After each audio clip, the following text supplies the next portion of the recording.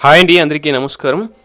ఉద్యోగ పెన్షనర్ల 12వ పీఆర్సీ సిప్మెంట్కు సంబంధించి ఒక ఇంపార్టెంట్ అప్డేట్ అయితే రావడం జరిగింది. దీనికి సంబంధించి పూర్తి సమాచారంలోకి అయితే వెళ్ళిపోదాం. ప్రస్తుతం రాష్ట్రంలో 12వ పీఆర్సీ గురించి చర్చ ఎందుకు జరుగుతుందంటే, గత జీత సవరణ తర్వాత చాలా కాలం గడిచింది. పీఆర్సీ అంటే ఉద్యోగుల జీతాలను కాలానుగుణంగా సవరించడం. ఇందులో ముఖ్యమైనది సిప్మెంట్ అంటే పాత బేసిక్పై ఎంత శాతం పెంచాలి అన్నది. ఒకవేళ ప్రభుత్వం 35% సిప్మెంట్ అమలు చేస్తే ఉద్యోగుల జీతాలు కేవలం 35% మాత్రమే కాదు, అసలు చూస్తే మొత్తం 40 నుంచి 55% వరకు జీతాలు పెరిగే అవకాశం ఉంటుంది. ఎందుకంటే కొత్త బేసిక్ పెరిగిన తర్వాత డిఏ, హెచ్ఆర్ఏ, ఇతర అలవెన్స్లు కూడా పెరుగుతాయి. ఉదాహరణకి ఒక ఉద్యోగి బేసిక్ 20,000 ఉంటే 35% సిప్మెంట్తో అది 27,000 అవుతుంది. దీనిపై డిఏ, హెచ్ఆర్ఏ కలిపితే ముందుగా 30% వచ్చిన జీతం 40,000 దాటుతుంది.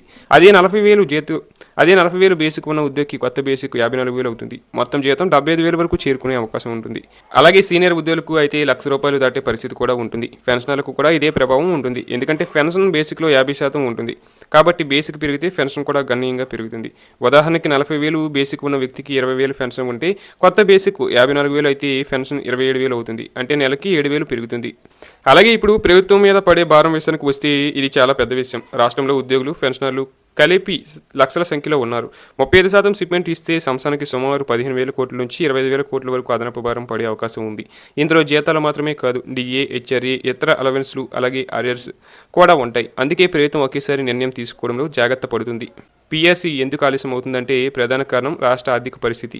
ఆదాయం కంటే ఖర్చులు ఎక్కువగా ఉన్నాయి, అప్పులు పెరిగాయి. అలాగే ప్రభుత్వం ఇప్పటికీ సంక్షేమ పథకాలపై భారీగా ఖర్చు చేస్తుంది. ఇలాంటి పరిస్థితుల్లో 30% లేదా 35% వంటి పెద్ద సిప్మెంట్ ఇస్తే బడ్జెట్పై తీవ్ర ఒత్తిడి పడుతుంది. అందుకే ప్రభుత్వం ఆలస్యం చేస్తూ పరిస్థితిని అంచనా వేస్తుంది. ఏక ఉద్యోగ సంఘాలు ఏం డిమాండ్ చేస్తున్నాయి అంటే, వాళ్ళ డిమాండ్లు చాలా స్పష్టంగా ఉన్నాయి. ప్రధానంగా 35% లేదా అంతకంటే ఎక్కువ కూడా సిప్మెంట్ ఇవ్వాలని వారు కోరుచున్నారు. పీఆర్సీ అమలు తేదీని పాత తేదీ నుంచి అమలు చేసి అరియర్స్ మొత్తాన్ని ఒకేసారి చెల్లించాలని కోరుచున్నారు. కాంట్రాక్ట్ అవుట్సోర్సింగ్ ఉద్యోగులను రెగ్యులర్ చేయాలని, సిపిఎస్ రద్దు చేసి పాత పెన్షన్ ఓపీఎస్ తీసుకురావాలని డిమాండ్ చేస్తున్నారు.